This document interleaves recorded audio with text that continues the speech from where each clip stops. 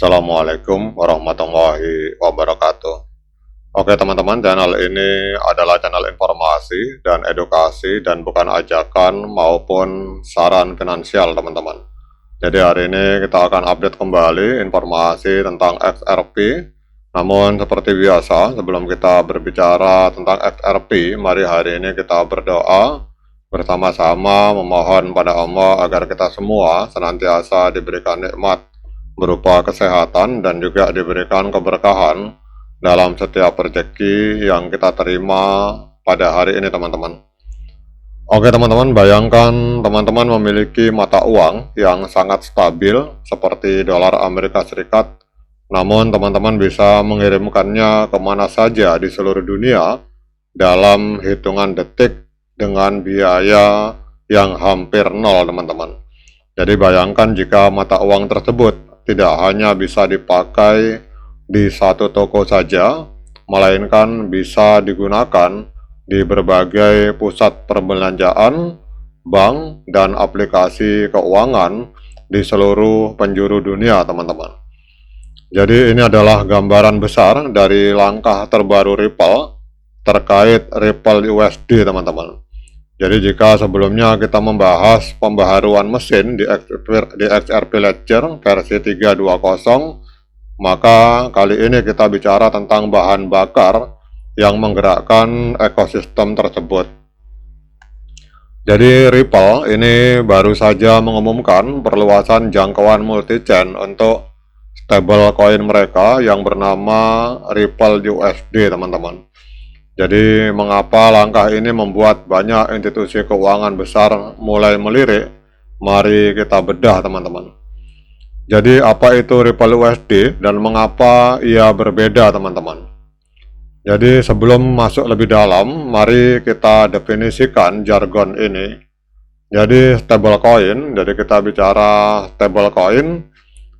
Stablecoin adalah mata uang kripto yang nilainya dipatok ke aset stabil, dalam hal ini dolar Amerika Serikat. Jadi satu Ripple USD itu sama dengan 1 US dollar teman-teman.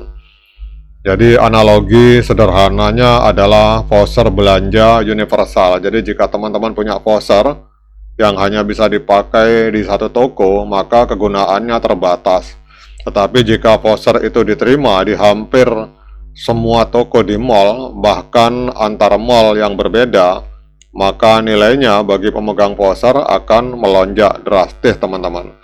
Jadi Ripple USD dirancang untuk menjadi voucher tersebut di dunia keuangan digital.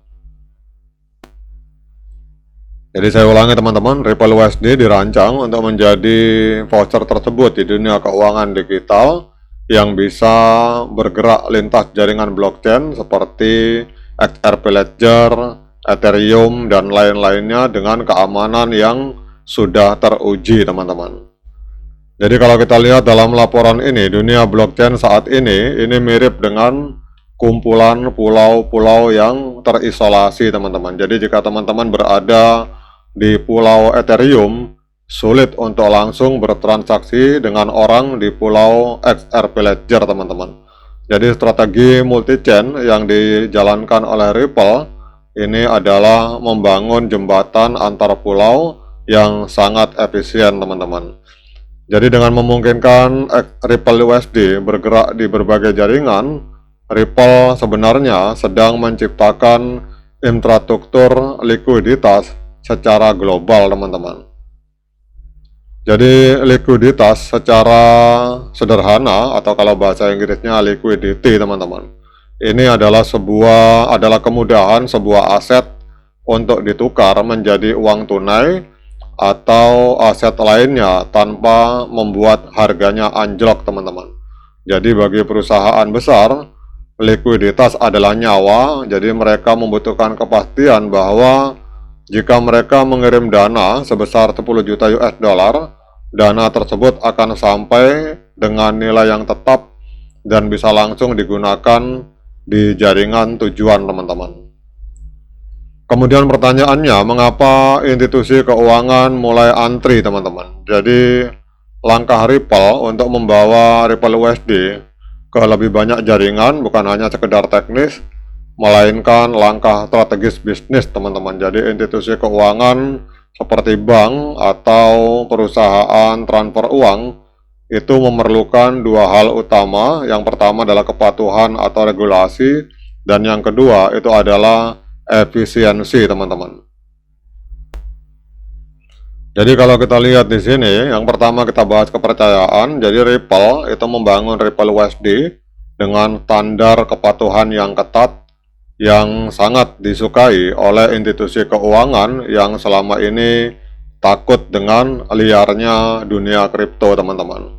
Kemudian berbicara tentang efisiensi biaya, jadi dengan memotong perantara seperti bank koresponden tradisional, maka biaya pengiriman uang lintas negara itu bisa ditekan hingga fraksi terkecil teman-teman.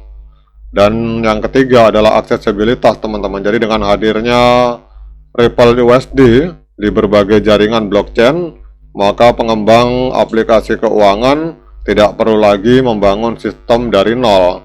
Jadi mereka cukup menancapkan aplikasi mereka ke likuiditas yang sudah disediakan oleh Ripple teman-teman. Kemudian terus kenapa teman-teman? Apa dampaknya bagi kita? Jadi mungkin teman-teman berpikir, saya kan bukan bank, buat apa saya peduli? Jadi jika teman-teman pernah mencoba mengirim uang ke luar negeri dan dikenakan biaya mahal serta proses yang memakan waktu 3-5 hari kerja, maka teknologi seperti Ripple USD ini adalah jawabannya teman-teman. Jadi kedepannya penggunaan stablecoin dalam sistem pembayaran itu akan membuat transaksi global itu terasa semudah mengirim pesan instan atau SMS teman-teman. Jadi jika adopsi ini berhasil, kita tidak lagi bicara tentang spekulasi harga kripto, melainkan tentang utilitas nyata. Jadi kripto berubah dari sekedar aset naik turun menjadi utilitas infrastruktur keuangan yang kita pakai sehari-hari teman-teman.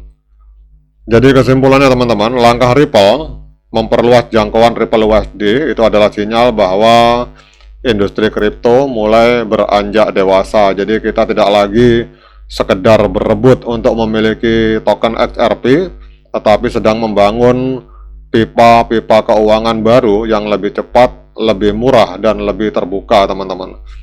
Jadi seperti halnya internet yang dulu menyatukan informasi di seluruh dunia, Ripple sedang mencoba menyatukan nilai uang di seluruh jaringan blockchain, dan ini adalah fondasi yang sangat penting bagi ekonomi digital di masa depan.